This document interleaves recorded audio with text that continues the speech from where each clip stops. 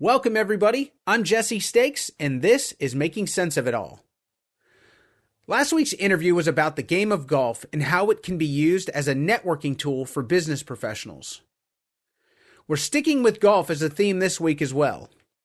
My guest this week is PGA Professional Len Mattiace. Len was kind enough to spend some time with me to talk about his career and how he has parlayed his success into helping his community by starting the Len Mattiace Foundation to help kids on the golf course and also in the classroom. Enjoy the conversation. Let's jump into it.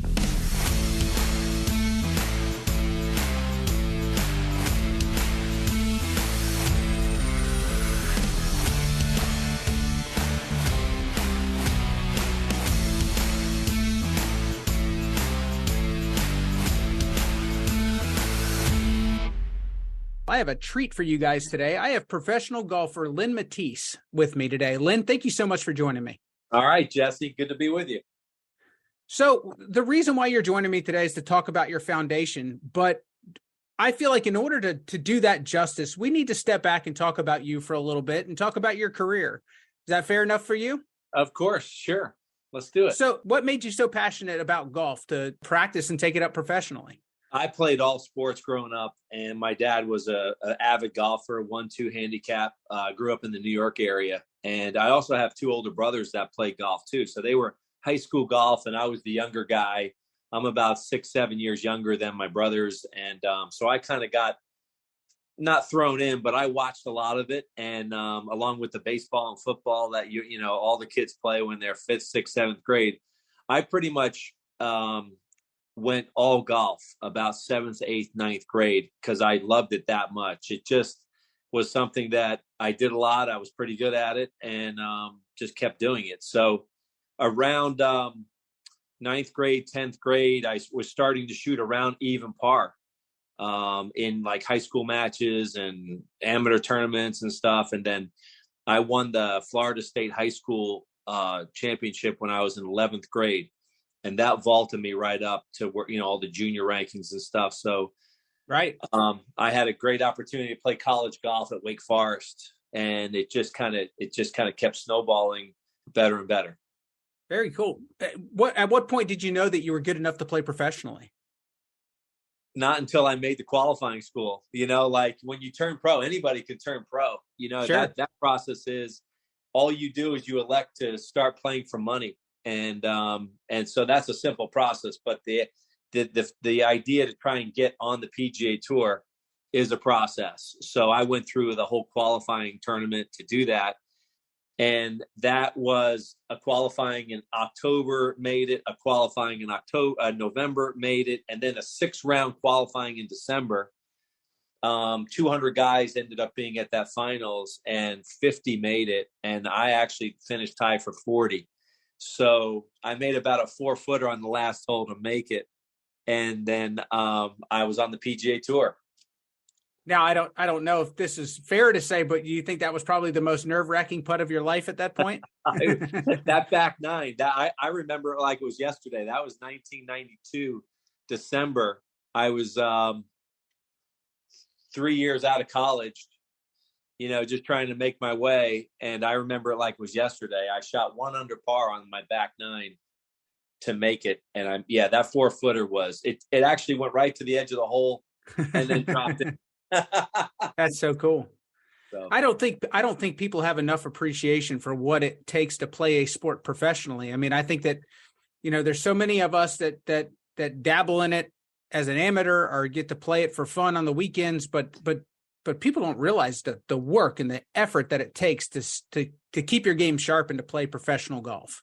Well, in that instance with the qualifying tournament, and it's similar to what it is today, there was 1,000 guys that tried like myself to make it, and only 50 out of the 1,000 make it. So it's a numbers game.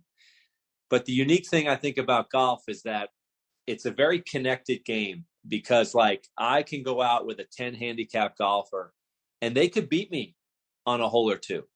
They can outdrive me. They can hit it closer than me.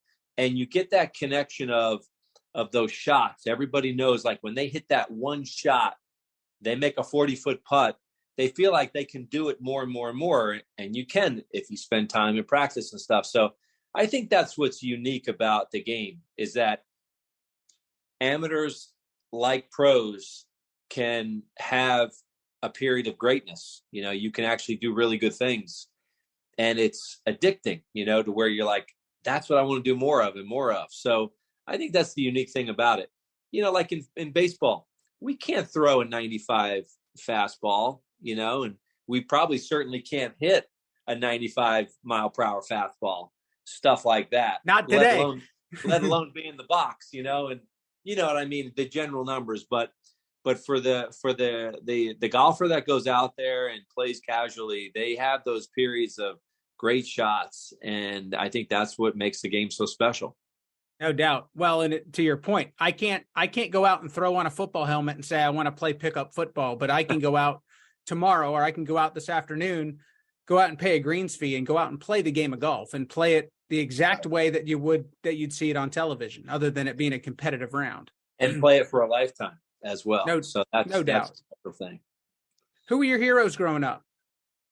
I think Jack Nicklaus was my number one. And like, I like the flair of Sevy, and like the kind of the Midwest, happy-go-lucky Tom Watson, that inner spirit. But the Golden Bear was number one. So, always, he was the guy, when I was growing up. Very cool. Do you have any favorite events, or do you have any favorite memories from when, you still play professionally, but from early in your career, or is there anything that kind of stuck out in your mind as something that you just cherished and that you'll always hang on to? Well, the majors were always, so highlighted, Sure. Where the Masters, especially, because the Masters is the only major where you're at the same course every year. So for everybody that watches majors on TV, they can't really grasp the Open Championship like Turnberry number 12.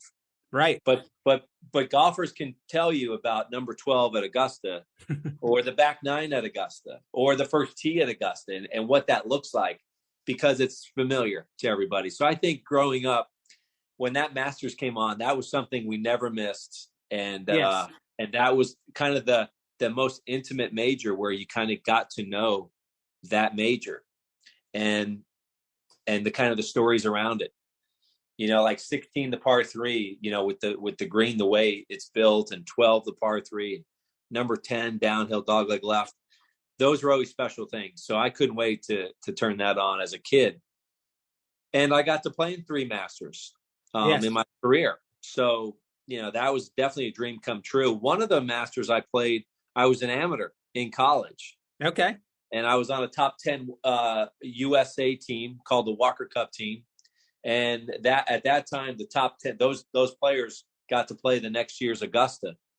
So I was in college. I was a junior in college playing at Augusta, and I stayed right at the clubhouse in the Crow's Nest on the second floor. I woke up and I was like, I fell out of bed on the first tee. So that was a very unique experience. And that goes back to like the old days. Bobby Jones, who's the founder of Augusta, helped build the golf course. And he was the greatest amateur there ever was. And he felt like it was always an important thing to include amateurs in this major golf tournament. And how cool was that to receive that invitation when you're a kid in college and that comes in the mail? How neat was that? It sure was. I mean, I kept it. I've kept it, to this day. That was a special thing. It's very official. It's white and green, and we are inviting you to participate in the Masters tournament. And that was 1988. I was a junior in college, so I was playing cool. Like that was our spring semester. So I would play like the college event at Furman, the college event at Duke. And then I'm like, okay, guys, I got to go play Augusta. I'll see you in a couple weeks. That's bragging rights with your friends right there. For sure. So my point in bringing all this up, I mean, there's a lot of people who know a lot about your career, but you have been blessed, and you've had such a long career in the game of golf. You decided to give back. You decided to start a foundation. Tell our audience a little bit about that. I did. I mean, I always had, I think, a service a service gene inside me where, like, in high school, I went to Nice High School there in St. Augustine, kind of Ponte Vedra area. And I was part of a service club called the Key Club, Key. Yes. Kiwanis Educates Youth. So we were a group of like maybe 30 students that did stuff in the community. And I think that's kind of where it started. But then I went to Wake Forest on a full scholarship. And then after a little while of really learning like what that really means, because the media, there was no social, there's no social media, there's no internet. So like, I think the information was a little slower, to kind of get out there, like, Sure. Wait, what scholarship am I on? How does that all work? How much money is in the scholarship and all that? So after I found out the kind of the nuts and bolts, people donated money. So guys like me could go to a school like Wake Forest and play on a full scholarship. So the wheels started turning. And then all of a sudden, with Wake Forest, I actually made a decision right out of college to whatever my earnings were going to be, I would give back 2% of my earnings back to the Wake Forest golf program to donate for a scholarship, for a future endowed scholarship. So 2% every year. And I felt like I wanted to kind of give back as I am moving along, instead of like being 80 years old. And there's nothing wrong with donating a big gift when you're old. But this way I get to kind of see the students that scholarship reaches. And that fund is about $300,000 now in earnings. So the school invested, I donate. They take a little piece for partial scholarships and so on and so on. But I think the big thing for me was when the first tee was created, and that was a big Tim Fincham, commissioner of the PGA Tour. A big thing with Tim that he organized this thing called the first tee. Yeah. And that was about 1997, 1998. And I thought, here are kids that are going to be exposed to golf, and what other better connection that I could give in my hometown to help out. So in 2000, I began my foundation.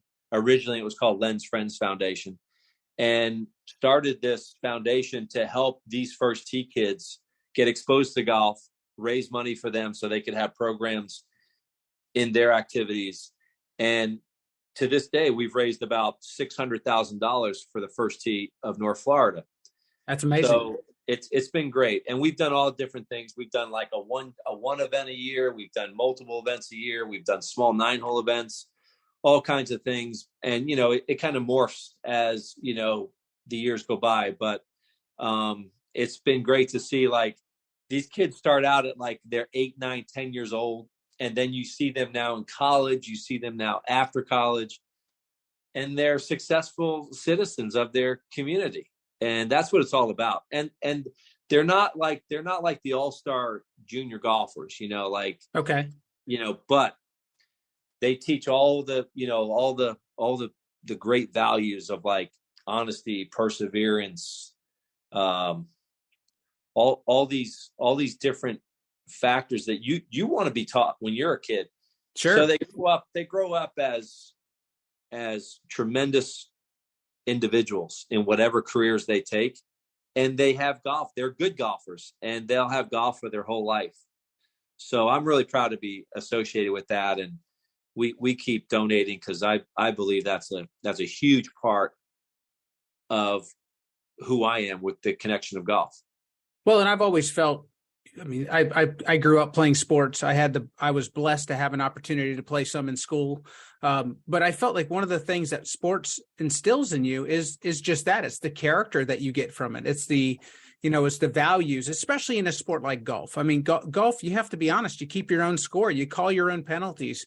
These are lessons that kids, if they can learn them in a sport like golf, rather than having to learn them in the hard way through actual life.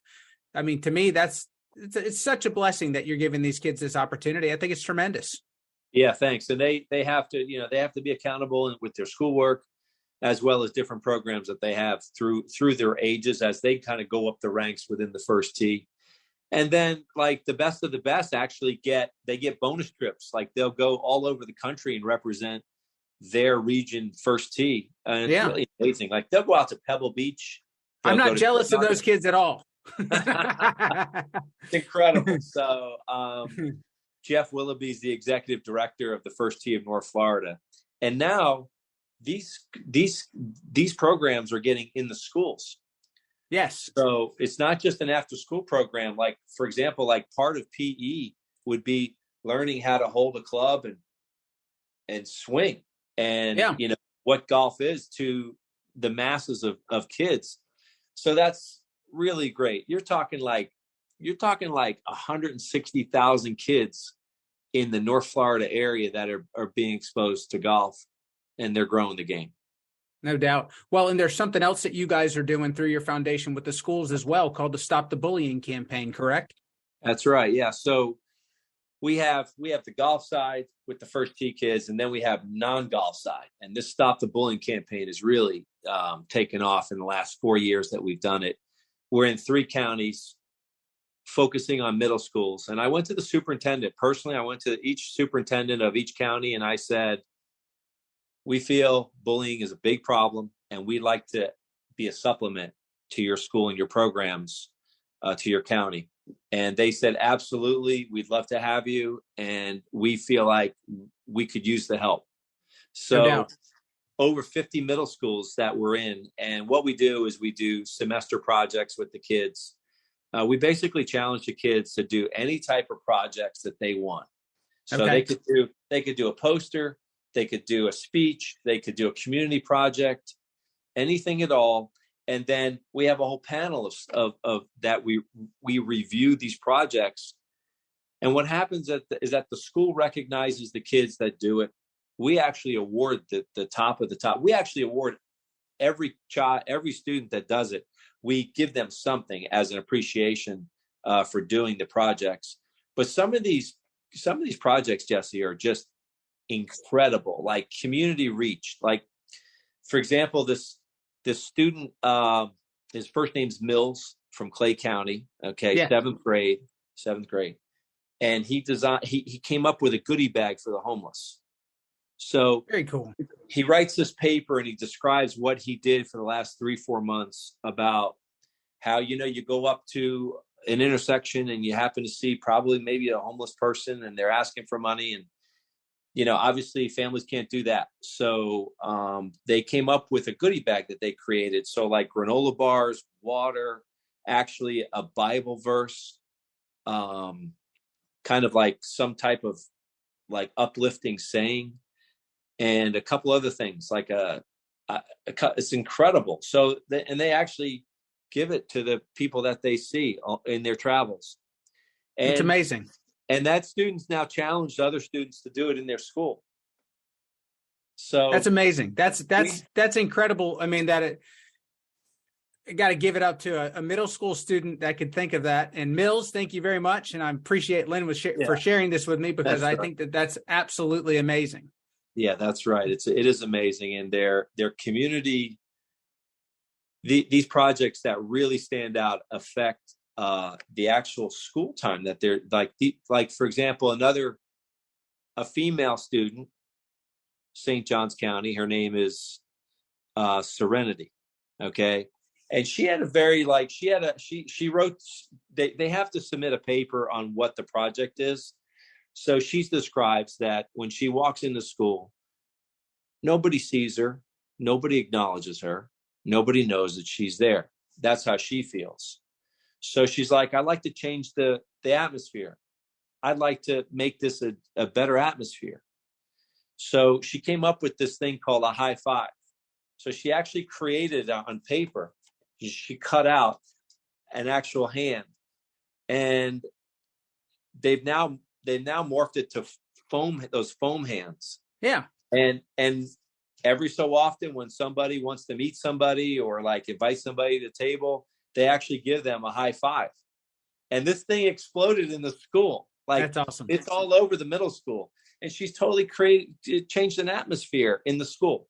And that's what we're looking to do in these middle schools, is we're actually challenging the kids to create, because kids are very powerful with their friends. Yes. You know, kids engaging kids. With our foundation, I have 25 great board members, and we believe that kids engaging kids is a very powerful way to kind of attack this whole bullying campaign.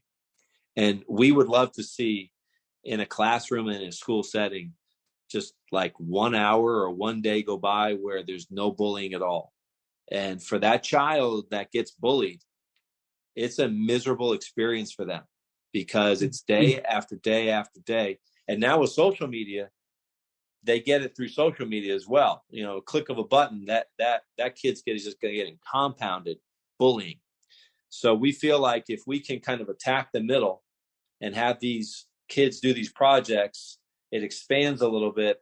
We're going to address a lot of that problem and make the school environments better. If we make the school environments better, families will be better off. And then the community will be better off. So that's what we're about. And we're fourth year in, and COVID stopped us for about a year because we couldn't get into the schools and everything was put on hold. But we did it a year and a half before, and now we're, after COVID. So we're able to have a little bit more access to the students and what we're able to do with them as far as help them. Len, is there something that inspired the Stop the Bullying campaign? Is there a personal story or someone you knew, or how did it come about? Yeah, personal. It is personal to me. My daughter in 5th and 6th grade, she was heavily bullied by appearance, like arm hair and, size, like, oh, you're 3 inches taller than the rest of us. You're a freak and blah, blah, blah. So that was physical appearance stuff. And it really hurt. It really stuck. And the kids are sneaky, how they do it and stuff. And then in 9th grade again, and it was kind of a mix of who their dad was. Okay. Who her dad was. And he's, blah, blah, blah. And they actually made fun of a guy like someone like me. And as my daughter, she's my daughter, right? Right. It really hit her hard. But then it went off into other things. Like they were threatening to damage her car, and they would bully her in the hallway and do the whisper, and it just morphed into other things. Like it even went into, like, she's a political science person, so she likes current news, current events, politics, stuff like that. And teachers like that because they like, hey, let's talk about what's going on in the current. She got bullied for that. There was nothing she could do that she could do right. And the school was very, very slow to do anything. In fact, right. They did. It was a group of 5 or 6 girls that, were very aggressive to her. And, we would bring that to the school's attention. We'd bring it to the teacher's attention. We would give specific examples. We'd show on social media printouts. Look what these kids are saying. The school did nothing. And it was so bad that it was real time. And, it was slow for the parents because you think something's going to happen, like a month later, because they're kind of talking nice and all that, but nothing happened. So eventually I ended up taking Noelle out of school and homeschool for 2 years for her to finish her high school stuff. And she's doing great now. She's blossomed. She's doing great. She's going to graduate college, and really proud of her. But after 6 months of that, after we took her out, I thought about, like, do I just kind of go like this and say, hey, we're moving on, or try and do something about it. And I thought, I want to do something about it. So I brought that to my board, and they loved the idea because they all either knew of somebody getting bullied, or they knew of either a family member or a friend that got bullied, even themselves got bullied. So we took it on, and here we are today. Well, and it's really a shame that had to happen to your family and to your daughter, but it's such a blessing for the world and for the area that you guys decided to take something so negative and turn it into something so positive. Now, yeah, thanks. Thanks. I'll tell you, just to go off that, just in the last day or two, I saw on the news a child took their life in New Jersey because of bullying. School did nothing about it. And then in the Virginia area, some kid got beat up, and it was on video, and got bullied and literally choked and beat up while no one's doing anything about it. Right. So it's everywhere. And what we're trying to do is pass messages along of kindness, compassion, and inclusion. And we would love for a day to go by where kids can do the high fives in school and have community service in mind, to where they're just a little bit more compassionate to their fellow students and make that environment better. I think it's absolutely amazing, Len. So I know you can't pay for this all yourself. You can't be the one funding all of this. So you have events throughout the year that help fund your foundation, and you have one coming up. Tell us a little bit about the party that you are throwing on the Friday of the Players Championship in Ponte Vedra, Florida. Yeah, thanks. The Players Championship, golf's fifth major. And we feel like the excitement of that week, Friday night of the tournament, just 2 miles down the street, we call it the party of the year. But all the funds go for our Stop the Bullying campaign. And I need to say that, like, there's no administration fees in our foundation. There's no brick and mortar. We don't have an office fee. We don't raise the money to use it. And I know foundations need to do that, and they're big and all that, and they have salaries. But the way we're formed is we have about a 99% rate of return with the money. So it's actually 100%. And then we raise the money, and then we do the school programs. And that looks differently. Like sometimes we get trophies or certificates or money awards or things that we have to spend, but the bulk of the money goes right to the students. So, well, all of it does. But this event is big. It's going to be like 400 or 500 people that come and go. It's at a homeowner's home in Ponte Vedra Beach. People, if they're interested, they can check it out on lenmattiace.com for ticket information. We always look for individual, ticket people, as well as company sponsorships. We have found we have about 15 companies that have signed on. So we're really grateful for that. And the response has been really, really great. Like we're in our third year of doing this, and we sell out each year. So it's been a great response. It's a great night. So Mergado Automotive Group, so cars like Bentley and Alfa Romeos, they're going to be on site, to kind of check out the best of the best. We're really happy. Incredible that Mergado is with us, and they're based in Jacksonville, so that's a great fit. And we just have great sponsors. Seaside Bank is one of our great sponsors. Live Oak Contracting, Be Lit Inc. Cecil Powell and Associates. We have insurance, construction, all banking. We have all different types of companies that have joined on because they believe in the mission. And again, all the money goes to our Stop the Bullying campaign. No doubt. And I can speak from experience. It's a heck of a party. It's a lot of fun. It does a lot of good for the community. And if you're looking to get involved in something around the Players Championship, if you're going to be in Jacksonville, in Ponte Vedra on that weekend, you're going to go see some golf. Again, you can't find a better event. And if there are tickets available, pick one up. You won't regret it. You guys do some other events throughout the year in conjunction with the First Tee and doing some stuff around actually playing golf as well. Can you tell the audience a little bit about some of those opportunities? Because I think those are pretty special as well. Yeah, thanks. We have on the First Tee side, to raise money and awareness for them, we have 9-hole events that we go to different golf courses, and the golf courses donate their golf course for a late Sunday afternoon. And what we do is we bring First Tee kids, so maybe about 10 to 15 kids, and we bring them and we pair them with the members of the club that want to sign up. The members pay $100 to kind of be part of this event and to donate to the First Tee. So you basically 3 members and 1 First Tee junior play in a foursome. It's a scramble, so it's a fun format. Everybody stays together. They play 9 holes. And the members get to see what the First Tee is all about. So these kids, they're like these little pro people, they shake your hand, they look you right in the eye, and they actually have conversations, with the members in the group. And I'm really proud of the kids. I mean, like I said, I've seen these kids now for 10 to 15, 20 years. So seen them, the progression, and it's really amazing. And the first tee does a great job. So we love go. We've had 20 of these, Jesse, now 20 of these 9-hole events. We've raised about $40,000 in doing that. But the best thing about this is that when the juniors play with the members, they actually form friendships. Yes.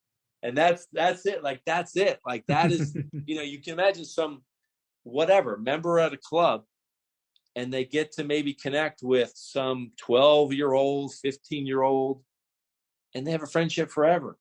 And who knows what that leads to down the road, So no doubt. It's been an incredible experience like that. And we'll keep doing that. And we're blessed that let the clubs let us come on a late Sunday afternoon. We feel like it's a small imprint, but it's still a big ask for the clubs to have us, and everybody comes together for the cause. No doubt. And I'll tell you this, when a kid is saving you five or six strokes because you're using their shots through the round, you become friends real fast. And I will say this as well. One of the things that the First Tee will offer with these events is the opportunity for some people that are non-members, if they have space, to buy foursomes or buy threesomes where you're playing with First Tee members, these kids. Right. And it gives you the opportunity sometimes to play golf courses that you're not a member of, that are private, that you might not be able to play otherwise. So I thought that was really cool as well. Yeah. Like I believe you played at Plantation. I did. Yeah. And that's such a great, they've done it. They've liked it so much. We did it twice there. And what a beautiful place. And like you say, I mean, there are clubs that I don't see in Jacksonville. So like, there's an opportunity where you can come to a club, see what it's all about, see the layout. And it's really nice for them to open their doors. No doubt. Len, I really appreciate you joining us. Once again, for our audience, if they want to get involved, if they want to buy tickets to your events, or they just want to learn more and be able to donate, where can they find you guys? They can check it out at lenmattiace.com. We have a foundation page, but you can't miss it in the menu. lenmattiace.com. And we have volunteer, that we have a volunteer arm as well. So like for this party, March 10, we call it the Morgado Automotive Group Players Party. There you go. And our presenting sponsor is the Collective, and they're a great group as well. But we're going to have 50 volunteers for this party as well. So top to bottom, it's going to be great.